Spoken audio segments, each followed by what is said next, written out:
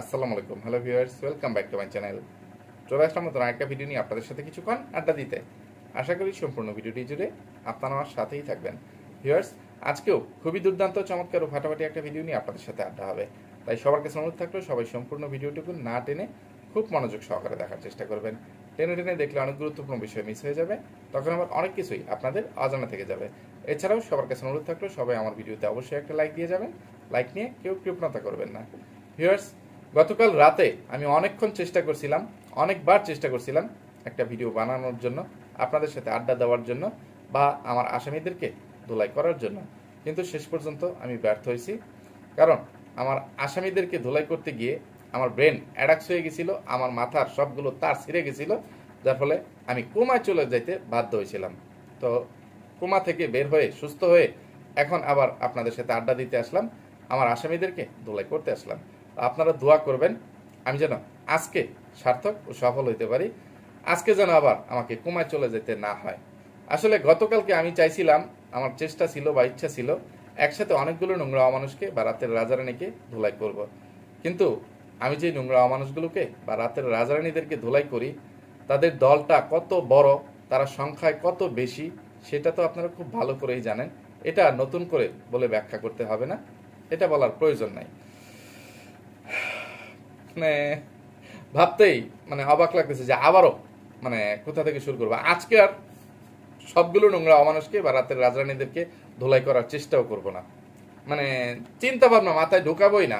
কারণ তাদের এক একজনকে যদি আমি 5 মিনিট করেও ধোলাই করার চিন্তা করি, তবুও আমার ভিডিওটা 1 ঘন্টার চেয়েও বেশি লম্বা হয়ে যাবে। তখন ওই যে আমার আসল আসামিরা ছাড় পেয়ে যাবে। আর আমার আসল আসামি হচ্ছে আজকে 2 জন। সেটা হচ্ছে রাতের রানীরা। একজন হচ্ছে ভণ্ড, বাচাল, মুখোশধারী, শয়তান, টিট গার্ডেন, দাঁতের বাগান। আরেকজন হচ্ছে বহু ছিদ্রযুক্ত ব্যবসা মাগি, মাল্টিফ্লাক, মাল্টি নোংরা। তো এই 2টা নোংরাকে ধোলাই করার সময় এমনিতেই আরো কিছু নোংরা অমানুষের বা রাতের রাজরানীদের নাম চলে আসবে। তখন তাদেরকে হালকার উপর ঝাপসা জুতাপিটা করে মনের একটু ঝাল মেটানোর চেষ্টা করব। তবে সবাইকে ধোলাই করে বা অনেকগুলোকে 5টা, 6টা, 7টা, 10টা নোংরা অমানুষকে বা রাতের রাজরানীদেরকে ধোলাই করে ব্রেন আজকেও অ্যাডাক্স করতে পারবো না, বা আওলা জল্লা করে মাথার তার সবগুলো ছিঁড়তে পারবো না। ঠিক আছে? তো তারা আমি যেই নোংরা অমানুষগুলোকে বা রাতের রাজরানীদেরকে ধোলাই করি, তারা কতটা নিকৃষ্ট ও জঘন্য চরিত্রের অধিকারী বা নিকৃষ্ট পরিবারের সদস্য, সেটাও আপনারা খুব ভালো করে জানেন যে তাদের চাইতে জঘন্য চরিত্রের বা নিকৃষ্ট চরিত্রের আর কেউ বাংলাদেশে নাই বা এই পৃথিবীতেই নাই। এমনকি পুরো গ্যালাক্সি জুড়েও হয়তো বা খুঁজে পাওয়া যাবে না, এই ইউনিভার্স জুড়ে খুঁজে পাওয়া যাবে না। এতটাই জঘন্য ও নিকৃষ্ট এই সব রাতের রাজারানীরা। তো এদেরকে কিসের সাথে তুলনা দেওয়া যায়? এদেরকে ইবলিশের বংশধর বললেও ভুল হবে না।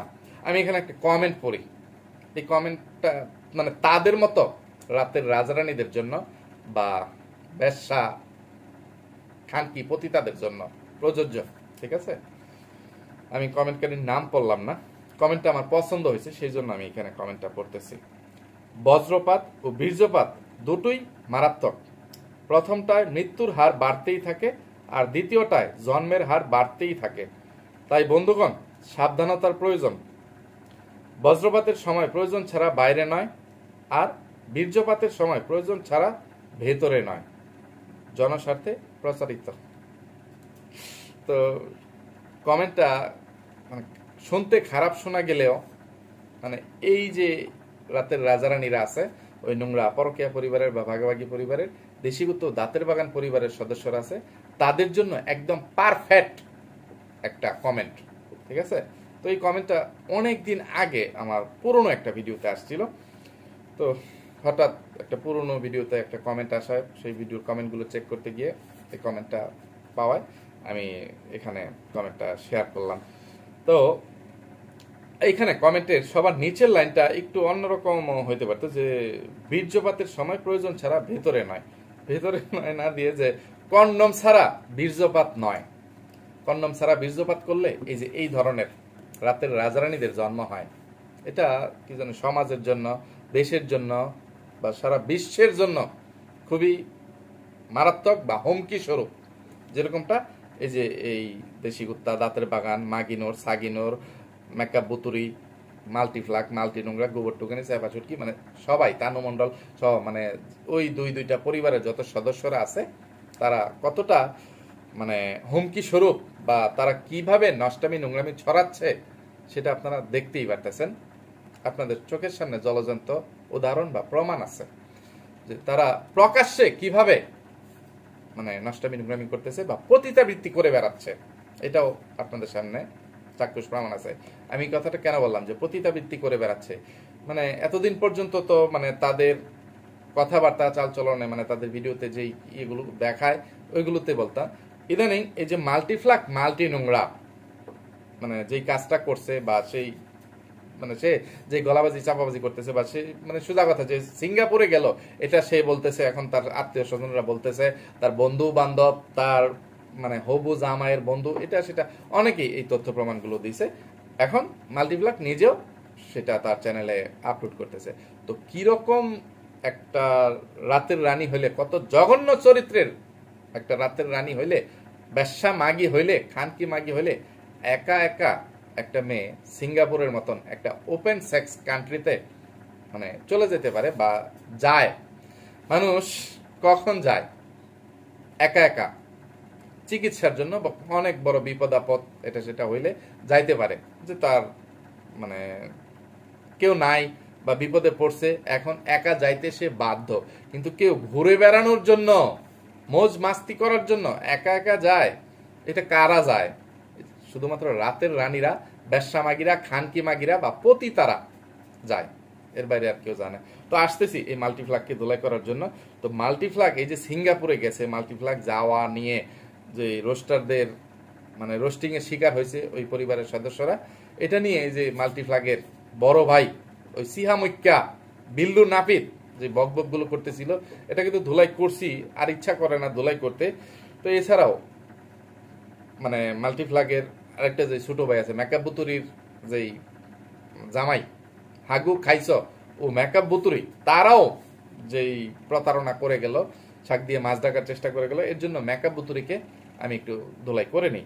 এই যে মেকআপ বুতুরি গত পরশু দিন একটা ভিডিও আপলোড করছিল মাল্টিফ্লাগ আপুর সম্বন্ধে আমরা সবাই কেন কিছু বলছি না, এর কারণ কি, আর টাইটেলটাও এরকম যে মাল্টিফ্লাগ মাল্টি নোংরা আপুর সম্বন্ধে আমরা সবাই কেন কিছু বলছি না, এর কারণ কি, টাইটেল থাম্বনেলটা একই রকম।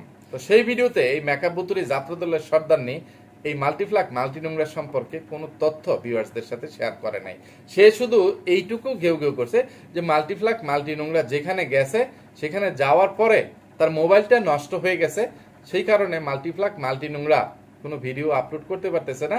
তো তার মোবাইলটা ঠিক হইলে সে ভিডিও আপলোড করবে। তো এরপরে কিন্তু মাল্টিফ্লাগ মাল্টি নোংরাও তার চ্যানেলে ভিডিও আপলোড করছিল গত পরশুদিন। মাল্টিফ্লাগ তার চ্যানেলে হঠাৎ করে আত্মপ্রকাশ করছে, এ করছে। তো মাল্টিফ্লাগকে ধোলাই করতে গিয়ে অন্যান্য নোংরাদের নাম আর আমি সেদিন নিতে পারি নাই, ধোলাই করতে পারি নাই। তো এখানে মেকআপ বুতুরি যাত্রা দলের সর্দার নিয়ে আবার যে ইয়েটা মানে এখানে ধূম্র জালটা তৈরি করছে। তো এই ভিডিওটা সে যখন আপলোড করছে ততক্ষণে কিন্তু মাল্টিফ্লাগ মাল্টি নোংরা বাংলাদেশে ফেরত চলে আসছে। এমনকি সে তার এই ভিডিওতেই মাল্টিফ্লাগ মাল্টি নোংরাকে দেখাইছে যে মাল্টিফ্লাগ মাল্টি নোংরা মানে গ্রামে গেছে, আবার গ্রাম থেকে ফিরে এসে তার বাড়িতে দাওয়াত খাচ্ছে, মেকআপ বুতুরির জাল, এই ননদ, শাশুড়ি, মানে ভাসুর, তারা আসছে। মেকআপ বুতুরি যাত্রা দলের সর্দারনি আরেকটা ভিডিওতে এই ধরনের টাইটেল থাম্বনেল দিয়ে বলতেছিল বা দেখাচ্ছিল যে হঠাৎ মানে আরেক ভিডিওর টাইটেল ছিল হঠাৎ করে বোন আর শ্বশুর বাড়ির মানুষ একসাথে আমার বাসায়। তো সেইখানেও মাল্টিফ্লাগ মাল্টি নোংরা তার বাসায় এসে খাওয়া দাওয়া করতেছে, ইয়ে করতেছে। তো সে মানে বলে নাই বা বলাটা উচিত ছিল না যে মাল্টিফ্লাগ মাল্টি নোংরা সিঙ্গাপুরে যাক আর ইন্ডিয়াতে যাক, মানে পতিতালয়ে যাক আর মানে যেখানেই যাক না কেন, যে মাল্টিফ্লাগ মাল্টি নোংরা ফিরে আসছে, যে এই যে আপনাদের চোখের সামনে মাল্টিফ্লাগ মাল্টি নোংরাকে শেয়ার করলাম। এখন সে কি করছে না করছে তার মুখ থেকে আপনারা শুনতে পারবেন, তার চ্যানেলে আপনারা চোখ রাখুন, এইভাবে সে বলতে পারতো। তো এইগুলো না বলে এই রাতের রানী, এই কাল্লা পেতনি মেকাপুত্রী যাত্রা দলের সর্দারনি বলতেছে মাল্টিপ্লাক মাল্টি নোংরার মোবাইল নষ্ট হয়ে গেছে, সেই জন্য সে আপডেট দিতে পারতেছে না। আপনারা তার মোবাইল ঠিক হলে ঠিকই আপডেট পেয়ে যাবেন। তো মাল্টিপ্লাক মাল্টি নোংরা তার চ্যানেল থেকে যেই ধরনের টাইটেল থাম্বনেল দিয়ে ভিডিওগুলো আপলোড করতেছে, কি তা কইতাম, মানে এগুলো বর্ণনা করে শেষ করতে পারবো না। এই যে গতকাল এই ব্যবসা মাগি, এই বহু ছিদ্রযুক্ত মাল্টিপ্লাক মাল্টি নোংরা যে ধরনের একটা টাইটেল ও থাম্বনেল দিছে একই রকম, যে সিঙ্গাপুরে প্রথম দিন আমি কি ভয়ানক অভিজ্ঞতার মধ্য দিয়ে পার করলাম। এর আগের দিন এই মাল্টিপ্লাক মাল্টি নোংরা বহু ছিদ্রযুক্ত ব্যবসা মাগি যে ভিডিওটা আপলোড করছে, সেই ভিডিও টাইটেল ও থাম্বনেলটা একটু পরে শোনাই। থাম্বনেল: আলহামদুলিল্লাহ আমি সিঙ্গাপুর এসে পৌঁছালাম। টাইটেল: আলহামদুলিল্লাহ আমি আমার গন্তব্যস্থান সিঙ্গাপুর এসে পৌঁছালাম, সবাই দোয়া করবেন। তো এই ভিডিওটা যেদিন আপলোড করছে সেদিন কত তারিখ ছিল? সেদিন ছিল 4 তারিখ, মানে গতকাল 5 তারিখে ভিডিও আপলোড করলো, আর এর আগের দিন 4 তারিখ ছিল। তো সে বাংলাদেশে ফেরত চলে আসছে 2 তারিখে, মানে এটা কি মাস? জুলাই মাস, ঠিক আছে?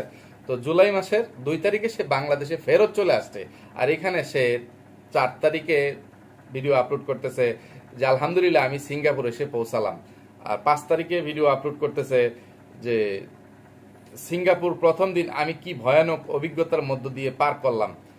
মানে এই কারণে এই ব্যবসা মাগিকে, এই বহু ছিদ্রযুক্ত মাল্টিপ্লাক মাল্টি নোংরাকে, মানে এই যে এইটার মধ্যে প্যারাক গেরে গেরে গেরে গেরে মানে মানে এটা মনে মনে একটা আইকলা বাস বা তাল গাছ, বট গাছ, নারিকেল গাছ, সুপারি গাছ যাই ভাবেন, এটা যদি এই ব্যবসা মাগির, এই খানকি মাগির তলদেশ দিয়ে ঢুকাইয়া দেই, হান্দায় দেই, এটা কোনো অন্যায় হবে? অপরাধ হবে?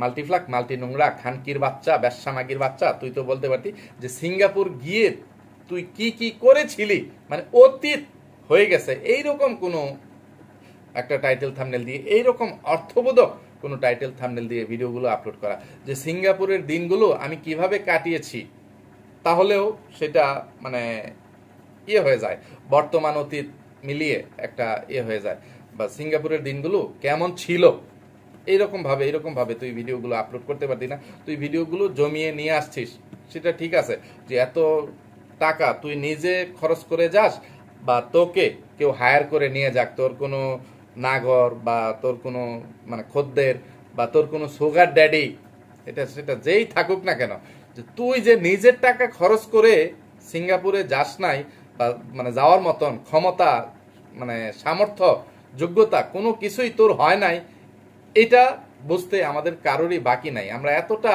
বোকা বা এতটা মূর্খ না যে তোর মতন একটা ফকিন্নির বাচ্চা, তোর মতন একটা ব্যবসা মাগি, খানকি মাগি, মানে সিঙ্গাপুরে যাওয়ার মতন নিজের চেষ্টায় মানে যোগ্যতা হয়ে যাবে, এটা আমাদেরকে বোঝাবি? তোর গলার মধ্যে সাপ পেঁচিয়ে নিয়ে বোঝাবি আর আমরা সেটা মেনে নিব? মানে এত মানে বোকা আমরা না, এতটা মেয়াদোত্তীর্ণ নেশা আমরা করি না, বা ভিউয়ার্সরা করে না। বুঝতে পারছিস ফকিন্নির বাচ্চা? তো তুই কোথায় গেছিস? তোর আসল মানে উদ্দেশ্য কি? যে এখানে কিছু কমেন্ট আছে, এই কমেন্টগুলো তোকে আমি একটু পড়ে শোনাই। তা মানে এই কথাগুলোর সাথে মানে তোর যাওয়াটা একদম বাস্তব, ঠিক আছে? এখানে কমেন্টকারীর নাম পড়লাম না, আমি কমেন্ট পড়ে যাই। আমার মাথায় আসে না, যারা বাংলা ঠিকমতো বলতে পারে না তারা সিঙ্গাপুরের মতো জায়গায় একা যায় কি করে? ওখানে একটা জায়গা আছে গ্যালাং নাম, যেটা কিনা সিঙ্গাপুরের অনেক বড় ব্যবসাপল্লী। ওখানে যায় নাই তো টাকা কামানোর জন্য? কারণ সিঙ্গাপুরে আধা ঘন্টায় $100 খরচ হয় বাইরে বের হলে। এটা যারা গিয়েছে তারা খুব ভালো করেই জানে কেমন খরচ ওখানে। আরেকটা বিষয়, সে ফ্রেশ পাসপোর্ট নিয়ে কিভাবে ভিসা পায়? তার তো প্রফেশনাল ইনকামও নাই। তার মানে তাকে যে ইনভাইটেশন দিয়েছে ভিসার জন্য, সে ওই পল্লীর জন্যই নিয়েছে। সরি এত কথা বলার জন্য। একদম বাস্তব সত্যি কথাগুলো বলছে, বুঝতে পারছিস? বহু ছিদ্রযুক্ত ব্যবসা মাগি, মাল্টিপ্লাক মাল্টি নোংরা, যে তোর মতন একটা কাল্লা বৎসুরতের মানে পেতনির মতন দেখতে ব্যবসা মাগিকে, মাল্টিপ্লাক মাল্টি নোংরাকে মানে ভিসা দেওয়ার জন্য বাংলাদেশ সরকারও মানে আমেরিকান সিঙ্গাপুরি সরকারকে রিকোয়েস্ট করার তো প্রশ্নই আসে না। আর সিঙ্গাপুরি এম্বাসিও বসে নাই তোর মতন একটা ফকিন্নিকে, যে কিনা এখনো পর্যন্ত পার্শ্ববর্তী দেশ মানে ইন্ডিয়া, নেপাল, ভুটান, শ্রীলঙ্কা, মানে মালদ্বীপ, এইগুলোতে ভ্রমণ করতে পারলো না, ইন্দোনেশিয়া, থাইল্যান্ড, ভুটান, এইগুলোতে সফর করতে পারলো না, সেখানে তুই সিঙ্গাপুরে চলে গেছিস, মানে বিশ্বের এত আধুনিক একটা শহরে, মানে নিজের টাকা খরচ করে, এটা আমাদেরকে বোঝাইতে চাস? তুই যে মানে অনেক ইয়ে, মানে কি বলবো, মানে যার ওইরকম একটা ইয়ে আছে, লিঙ্ক আছে, যারা চামড়ার দালালি করে, চামড়ার ব্যবসা করে, যারা নারী পাচারকারী, ওই রকম কোনো একটা চক্রের মাধ্যমেই তুই অল্প কিছুদিন শর্টকাটে মানে অনেক টাকা বা ডলারের মালিক হওয়ার জন্য, ডলার ইনকাম করার জন্য তুই সিঙ্গাপুরে গেছিলি। মানে সেটাই আসল সত্যি কথা, সেটাই বাস্তবতা।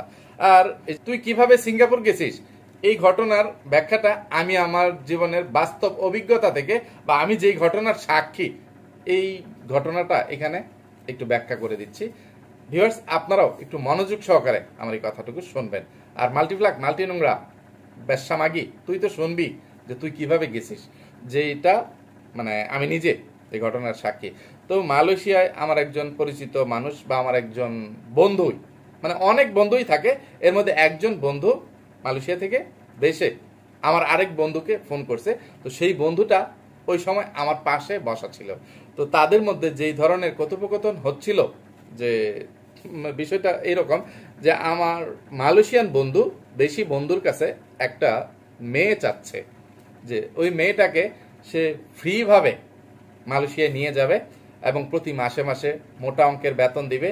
মেয়ের মানে পাসপোর্ট থেকে খরচ করে ভিসা প্রসেসিং, যত ধরনের বিমান ভাড়াটারা, এটা সেটা যত খরচ আছে সব কিছু আমার মালয়েশিয়ান বন্ধুটা, মানে একটু দূরের বন্ধু, ঠিক আছে, পরিচিত আর কি, ওইরকম বন্ধুটা সে দিয়ে নিয়ে যাবে।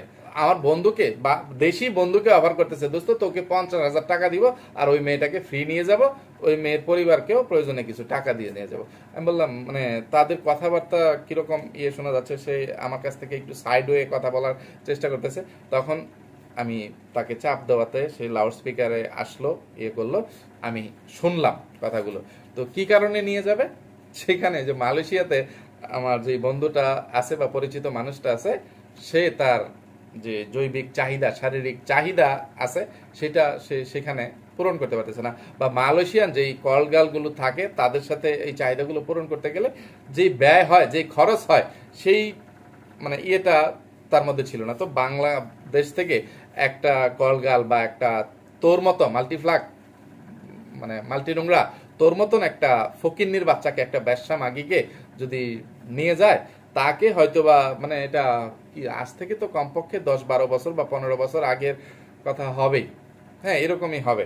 তো মানে হঠাৎ করে যখন আমি লাউড স্পিকারে আসি, সে জানতে পারলো, বুঝতে পারলো, তখন আমাকেও অফার করে বসলো যে বন্ধু, তোমার জানা মতে যদি এই ধরনের কোনো গরিব, অসহায়, অত দরিদ্র মেয়েতে থেকে থাকে, যে তার পরিবারের সচ্ছলতা ফিরে আসবে, তার পরিবারকে মনে করো 50,000 টাকা এখনই নগদ নগদ দিব, আর প্রতি মাসে তো এই মেয়ে এখানে আসার পরে মানে অনেক টাকা ইয়ে করতে পারবে, মানে ওই মালয়েশিয়ান ছেলেটা বা বন্ধুটা সে নিজে দিবে, এবং তার আরো পরিচিত আরো যত মানুষরা আছে, তার কলিগরা, তারাও এই মেয়ের কাছে আসা যাওয়া করবে। বলতেছে দৈনিক সে যদি 10 থেকে 15 জন মানে প্রবাসীকে সে সন্তুষ্ট করতে পারে, খুশি করতে পারে, তার কাজ এইটুকুই, তার আর কোনো কাজ নাই। সে শুধু বাসায় মানে শুয়ে বসে মানে মৌজ মাস্তি করবে, এসি রুমে থাকবে, ইয়ে করবে, তাকে আমরা মানে ওইরকম ইয়ে রাখবো। তার কাজ শুধু এই যে আমরা কতজন প্রবাসী আছি, আমাদেরকে একটু মজা দিবে, ইয়ে করবে। তো এইরকম মানে কেউ কি তোকে অফার করে নিয়ে গেছিল কিনা বলতো? তো আমি অবশ্য আমার সেই বন্ধুটাকে ইচ্ছা মতো ধোলাই করছিলাম ফোনে, মানে ইচ্ছা মতো কি মানে গালিগালাজ, শালার পুত শালা, এই সেই, এটা সেটা, তোর এইগুলো করতে মন চায়, তুই একটা বিয়ে করে ফেল, দেশে চলে আয়, দেশে এসে বিয়ে কর, তোর মানে পরিবারকে বল বিয়ে করাইতে। আর যদি এখন দেশে মানে বলতেছে দোস্ত মানে আসছি মাত্র কিছুদিন হয়েছে, মানে টাকা না উঠাইয়া কিভাবে দেশে চলে যায়, এই সেই, তো এইখানে এইরকম অবস্থা, মানে চারিদিকে এইগুলো দেখলে তো তখন আর ভাল লাগে না, মাথা মাথা গরম হয়ে যায়। আর মালয়েশিয়ান এইসব কলগাল যে ডিস্টার্ব করে, ইয়ে করে, যে তাদের সাথে বন্ধুত্ব করতে গেলে, তাদের সাথে সম্পর্ক করতে গেলে যেই টাকা বেতন পাই এই টাকাতেও চলবে না, ইয়ে করবে না।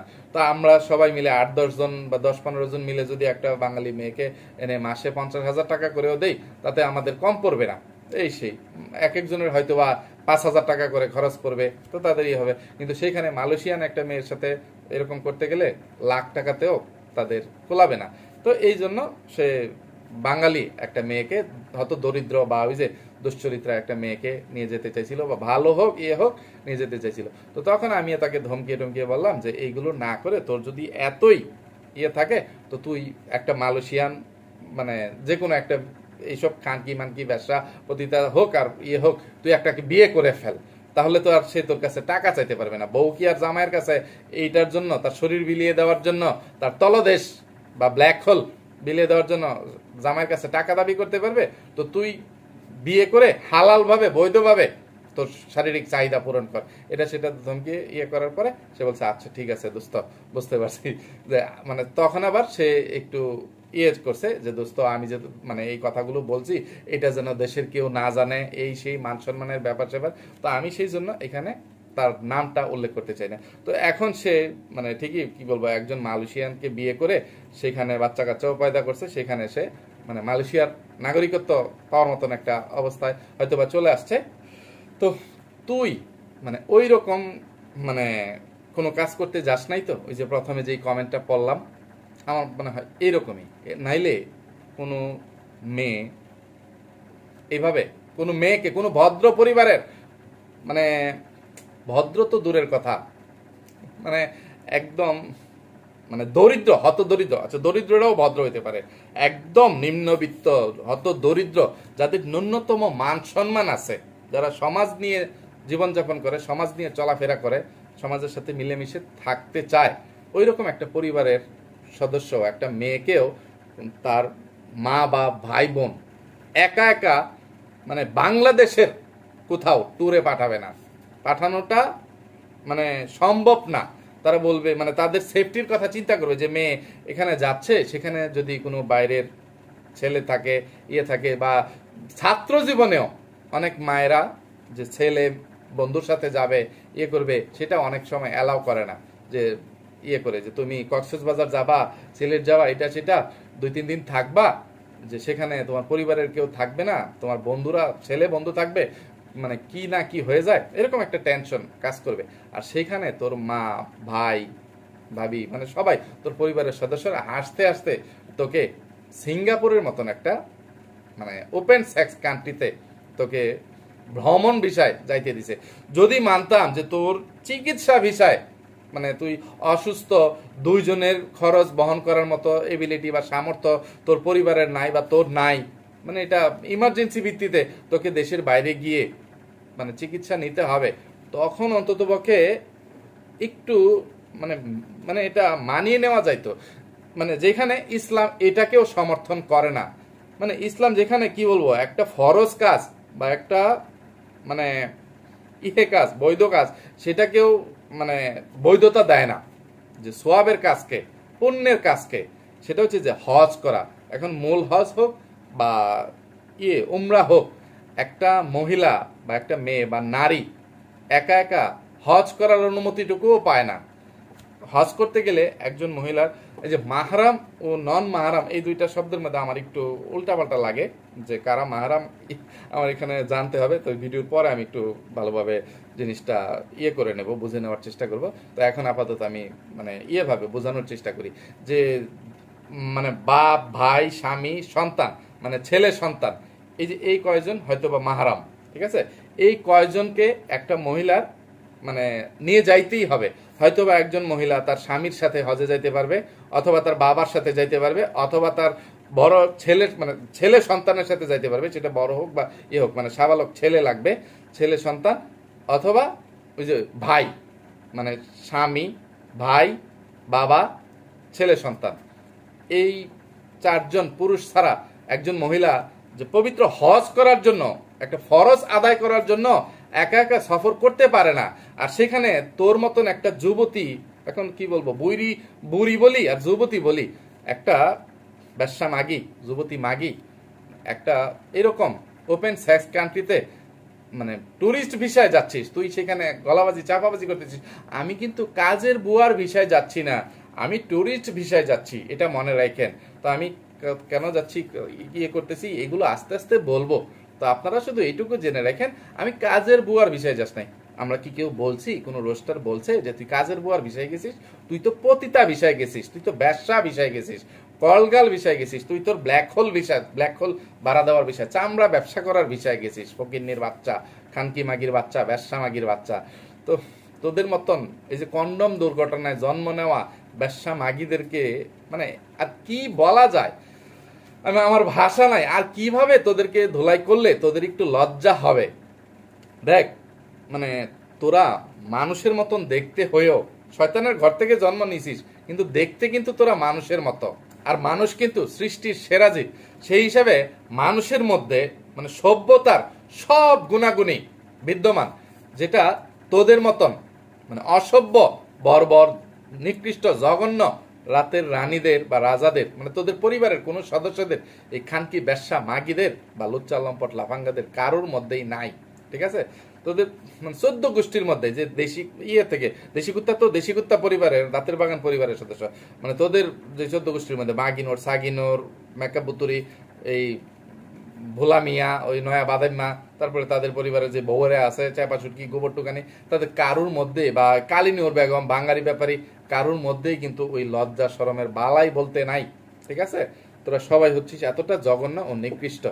কিন্তু প্রকৃতির আরো যে মানে জীব জন্তু পশু পাখিরা আছে, তাদের মধ্যেও না অনেক লজ্জা শরম আছে। তারা মানে সভ্যতার মানে কোনো ইয়ে না পেয়েও, একটা জীব জন্তুরাও এইসব কাজ করতে গেলে যে কুত্তা ছাড়া, কুত্তা বিলাই বান্দর এগুলো ছাড়া অন্য কিছু মানে মানে কি বলবো, আরো অনেক ইয়েরা আছে, তারাও একটু লজ্জা পায়। ঠিক আছে? যে এইসব কাজ করার জন্য নষ্টামি মানে মিলিত যে সঙ্গম যে জিনিসটা, এটা হওয়ার জন্য তারা একটু মানে ইয়ে খুঁজে। এমনকি একটা যে তুই তোর গতকালকের ভিডিওতে যেই ইয়েটা একটা দৃশ্য দেখাচ্ছিলি, যে একটা লজ্জাপতি গাছ দেখাচ্ছিলি, যে সিঙ্গাপুরেও লজ্জাপতি গাছ আছে। আরে মূর্খের বাচ্চা, লজ্জাপতি গাছের মধ্যেও একটা লজ্জা আছে, যে তাকে কেউ স্পর্শ করলে সে লজ্জা পেয়ে তার পাতাগুলো মানে ইয়ে করে ফেলে, মানে গুটিয়ে ফেলে, সে নিজেকে গুটিয়ে ফেলে বা তার ইজ্জতটা সে রক্ষা করার চেষ্টা করে। ঠিক আছে? সে এইভাবে ছড়িয়ে থাকতো, কেউ যখন তাকে নাড়া দেয় সে নিজেকে গুটিয়ে ফেলে, সে ইয়ে করে ফেলে। মানে সেখানে তোর মতন বা তোদের মতো রাতের রানীরা নিজেকে এইভাবে মানে তোরা তো কখনোই নিজেকে গুটিয়ে রাখিস না, ইয়ে করে রাখিস না, মানে নিজেদের ইজ্জত ইয়ে করে রাখিস না। ইজ্জত তো মানে কি বলবো, তোরা তোদের ইজ্জত তো বিনামূল্যে ইয়ে করা যায়, মানে সেখানে আবার টাকাও পাস, যেখানে মানুষ আমি মানে ভিডিও লম্বা হয়ে যাচ্ছে, কিভাবে ইয়ে করব। তো ভিউয়ার্স মানে এই যে ভিডিওটা অনেক বেশি লম্বা হয়ে গেছে, আমি মানে তাকেই ধুলাই করাটা শেষ করতে পারলাম না। ওইদিকে আমার আরেক প্রধান আসামি, যেটার কথা বলছিলাম, যে ভণ্ড বাচাল মুখোশধারী শয়তান টি গার্ডেন দাঁতের বাগান যেই ফটকামি ফাতরামি চিটারি বাটপারি প্রতারণা গুলো করতেছে, তারে মানে কি পরিমাণ বাসছে বা বাক্যলা বাস তার তলদেশ দিয়ে, তার ইয়ে দিয়ে মানে ব্ল্যাক হোল দিয়ে দেওয়ার ইচ্ছা ছিল। তো এই যে এইগুলো কারণে আমার ব্রেন অ্যাডাক্স হয়ে যায়, বা যে গতকালকে রাতে মানে আমি যে কভার করতে পারিনি, আধা ঘন্টার মধ্যে মানে 2টা নোংরাকেও মানে ধুলাই করে শেষ করতে পারিনি। মানে এই দাঁতের বাগান আর ইয়ে পর্যন্ত, শুধু মাল্টিপ্লাক পর্যন্ত আসতেই পারছিলাম না। এই দেশি কুত্তাকে, মাগিনোরকে, সাগিনোরকে, অন্যান্য মেকআপ বুতুরি, হাগু খাইছো কে, এগুলোকে নিয়ে কথা বলতে বলতে আধা ঘন্টা চলে যাওয়ায় তখন আর মাল্টিফ্লাক, মাল্টি নোংরা ও এই ভণ্ড বাচাল মুখোশধারী শয়তান টি গার্ডেন দাঁতের বাগান পর্যন্ত আসতেই পারিনি। তো আজকেও মাল্টিফ্লাগের নষ্টামি নোংরামির অর্ধেক বর্ণনাও দিতে পারলাম না, তার অন্যায় অপরাধের ইয়েগুলো করতে পারলাম না, মানে আমার ভিডিও এত লম্বা হয়ে গেছে। তো আজকে আর মাল্টিফ্লাগকে বেশি ধুলাই না করে আপাতত এখান থেকেই ছেড়ে দিচ্ছি। তো মাল্টিফ্লাগকে যাওয়ার আগে শুধু এইটুকু বলে যাচ্ছি, মাল্টিফ্লাগ, মাল্টি নোংরা, ব্যবসা মাগি, তুই যে সিঙ্গাপুর থেকে বাংলাদেশে চলে আসছিস, এইটা বলে যে সিঙ্গাপুরে তুই কি করছিস, তুই একদিনে কতগুলো রাতের রাজার খাটকা পাইছিস বা কত টাকা আয় রুজি করছিস, এইগুলো নিয়ে গল্প করবি। যে মানে যেগুলো বললে বা শুনলে মনে হয় টাইটেল থাম্বনেল দেখলে যে অতীত হয়ে গেছে, যে সিঙ্গাপুরে গিয়ে আমি কি করেছিলাম, সিঙ্গাপুরের ওই দিনটা কেমন ছিল, মানে আমি কি বিপদে পড়েছিলাম, এই সেই আগর বাগর, এগুলো না করে যে তুই কি বিপদে পড়ছিলি এগুলো বিষয় আমি পরবর্তী কোনো একটা ভিডিওতে বা আগামী ভিডিওতে বলে তোকে মানে উচিত শিক্ষা দেওয়ার চেষ্টা করবো। সে পর্যন্ত তুই আপাতত চোখের সামনে থেকে বিদায় হ, কারণ এখন যদি আমি আরেকটা পয়েন্ট নিয়ে কথা বলতে চাই, সেই পয়েন্ট নিয়ে কথা বলতে গেলে কমপক্ষে ভিডিওটা 5-10 মিনিট লম্বা হয়ে যাবে। তো আমি আর আজকের ভিডিওটা এর চাইতে বেশি লম্বা করতে চাচ্ছি না। তো ভিউয়ার্স, ভিডিওটা বেশি লম্বা হয়ে যাওয়ায় যে শেষের দিকে এসে মানে একটু হজবরল লেগে যাচ্ছে, আমার ব্রেন আবার অ্যাডাক্স হয়ে যাচ্ছে, মানে মাথার তারগুলো ছিঁড়ে যাচ্ছে। তো আমি এখন যদি আরো বেশি মানে কথা বলতে চাই, এদেরকে তাদের নষ্টামি, নোংরামি, চিটারি বাটপারি, প্রতারণার জন্য, তাদের অন্যায় অপরাধের জন্য মানে ধুলাই করতে চাই, ওইগুলোর বর্ণনা দিতে চাই, তখন মানে আমি আবার কমায় চলে যাওয়ার মতন অবস্থা হয়ে যাবে। সেই জন্য আজকে আর বেশি কথা না বাড়িয়ে আজকের মতো এখান থেকেই বিদায় নিচ্ছি। তো এতক্ষণ পর্যন্ত ধৈর্য ধরে যারা আমার সাথে ছিলেন সবাইকে অসংখ্য ধন্যবাদ। সবাই আমার জন্য, আমার পরিবারের জন্য, আমার দুটো সোনামণির জন্য মন থেকে দোয়া করবেন। আল্লাহ হাফেজ, আসসালামু আলাইকুম।